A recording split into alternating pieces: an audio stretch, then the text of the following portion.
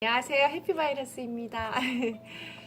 어, 그, 오늘은 스님의 하루 경토의 홈페이지 들어가면 있습니다. 거기에 스님이 대의원 회의 입체식에서 하셨던 내용 읽어드릴게요. 대의원 역할에 대해서 정확하게 인식이 덜 되어 있는 것 같다라고 하면서 대의원의 역할에 대해 자세히 설명했습니다. 그 부분 읽어드릴게요. 정토회를 어떻게 운영할 것인지 그 의사를 일상적으로 반영하는 그룹은 두 그룹입니다. 첫째, 법사단 회의입니다. 법사님들이 모여서 정토회를 어떻게 운영했으면 좋겠는지 회의한 결과를 정토회 운영에 반영하고 있습니다. 둘째, 행정처에서 일하는 분들이 집행위원회를 통해서 결정한 결과를 정토회 운영에 반영하고 있습니다. 그런데 정토회의 일반 회원들, 즉 정토회의 주인이라고 할 수 있는 정회원들은 일상적으로 정토회의 운영에 자신의 의사를 반영할 수 있는 기회가 없습니다. 특히 정회원이 많아지면 앞으로 더 하겠지요. 정회원들이 자기 의견을 반영할 수 있는 기회는 법당에서 하는 회의에 참여하는 정도입니다. 규모가 전국적인 데다가 이런 중앙 운영 방식으로는 다수 회원들의 의사를 반영하기가 무척 어렵습니다. 그렇기 때문에 그 영향력도 매우 적다고 볼 수 있어요.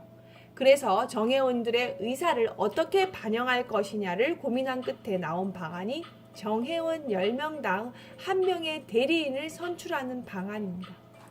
그 사람으로 하여금 정토회 운영에 회원들의 의사를 반영하도록 하자고 해서 생긴 제도가 대의원 회의입니다.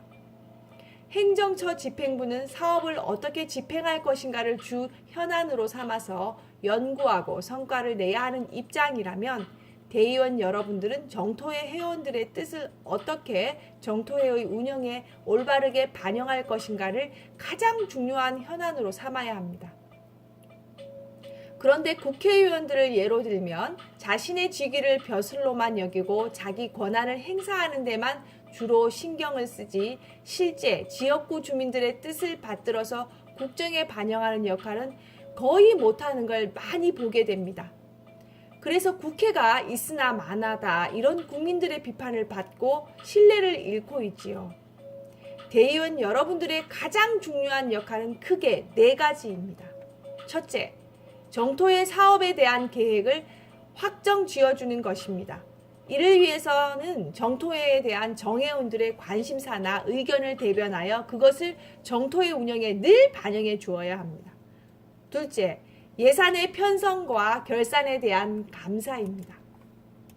정토회에서 쓰는 돈은 다 회원들이 낸 돈이에요. 그래서 정토회의 예산을 어떻게 쓸 것이냐 하는 문제는 사실 회원들에게 결정권이 있다고 봐야 됩니다. 그렇기 때문에 예산의 편성과 결산에 대한 감사는 대의원들이 해야 할 가장 중요한 역할이자 권리이자 의무입니다. 실제 예산을 편성하는 건 행정처에서 하더라도 그것을 심사해서 결정해 주는 건 대의원들의 고유 권한입니다. 셋째, 행정처나 정토회의 여러 임원들의 인사를 추인하는 것입니다. 대통령이 장관을 임명하면 국회가 청문회를 열어서 그 인사를 검증하여 추인하듯이 우리도 지역 정토회 팀장은 지역 정토회가 추인하지만 전국 임원단이나 국장급 인사는 대의원회에서 추인을 합니다. 이렇게 대의원회는 인사에 대해 일부 권한이 있습니다. 넷째, 우리가 이렇게 모여서 회의를 한 결과를 회원들의 뜻을 받들어서 이렇게 사업을 결정했습니다 하고 회원들에게 알리는 일입니다. 그런데 회원들이 대의원들처럼 직접 회의에 참석하여 의사를 표명하고 그것이 사업에 반영된다면 그 사업을 집행할 때 적극적으로 참여하게 될 겁니다. 거기서 내려진 결정은 자기가 참여해서 한 것이니까요. 그러나 현실은 그렇지 않기 때문에 회원들 개인은 자기 의사가 반영이 됐다는 생각을 하기가 어렵습니다. 그래서 결정을 집행할 때 제대로 참여를 안 할 수가 있어요. 그렇기 때문에 대의원 여러분들은 적극적으로 회원들에게 홍보해서 우리가 여러분들의 뜻을 받들어서 결정을 했기 때문에 여러분들도 이 사업의 집행에 적극적으로 참여해 주십시오 라고 해야 합니다. 거기에 오해가 있을 때 설명하는 역할도 대의원들이 해줘야 됩니다. 대의원들은 민심을 수렴하는 역할도 해야 되지만 그 결정을 회원들이 받아들일 수 있도록 홍보하고 설득하는 역할도 해줘야 합니다. 이것이 기본적인 대의원 회의 역할이라고 볼 수 있습니다. 이런 구조를 만든 이유는 부처님의 가르침에 따라서 이상을 구현하겠다는 목표를 정토회가 가지고 있기 때문입니다. 우리는 부처님의 가르침을 배우고 따라가기도 해야 하지만 현실 속에서 그 가르침을 구현할 때는 민주적으로 운영해서 구현해야 합니다. 그렇기 때문에 회원들의 의사를 받아들여서 운영하는 것이 중요합니다. 보통 세속에서는 대중의 뜻을 받아들여서 모든 일을 하고 종교계에서는 종교 지도자의 뜻을 받아들여서 모든 일을 하고 이렇게 정반대로 하고 있죠. 부처님의 법, 즉 진리의 측면에서는 내 생각을 버리고 법을 받아들이되 그것을 구현하기 위해 세상에서 행정적으로 일을 해 나갈 때는 대중의 뜻을 받아들여서 운영을 해야 합니다. 그러나 현실에서 그렇게 하려면 모순처럼 느껴질 때가 있을 겁니다. 내 마음속에 불편함이 있거나 불만이 있다면 음악도 계속 틀고 하겠습니다. 그것이 무엇이든 내 수행의 문제입니다. 이것이 법을 받아들이는 자세입니다. 내 마음이 불편해서가 아니라 일을 효율적으로 하는 데 문제가 있을 때는 의견을 적극적으로 개진하고 대중의 뜻을 받아들여서 개선을 해야 합니다. 부당하거나 부조리한 게 있으면 개선을 해야 합니다.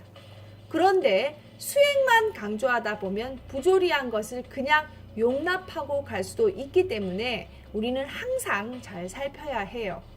반면에 부조리한 것을 개선하겠다며 변화를 추구할 때는 자꾸 자기 불편한 걸 가지고 바꾸려고 하기 때문에 굉장히 혼란스럽고 시끄러울 때가 많습니다. 그래서 우리는 이 두 가지를 하나로 잘 조화시켜야 합니다.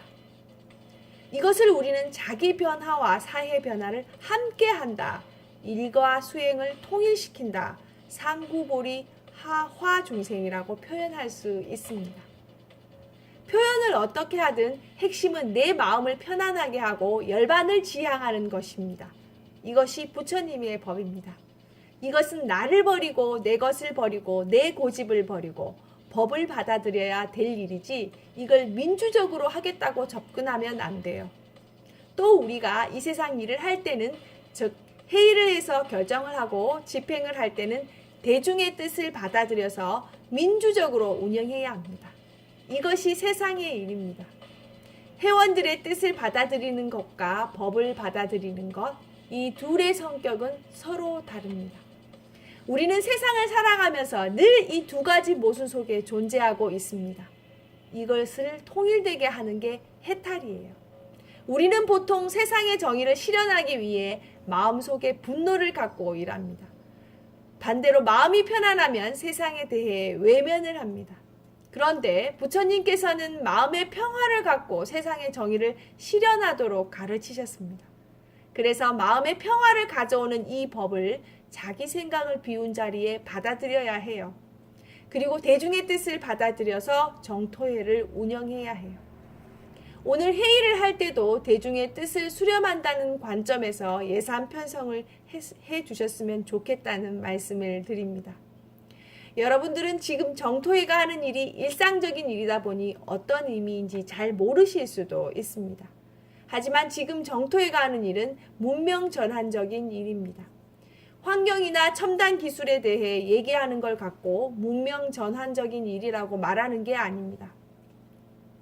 앞으로 세상을 바꾸는 건 어떤 한 사람의 지도자가 아니라 바로 여러분들처럼 이름 없는 사람들이라는 게 미래의 추세입니다.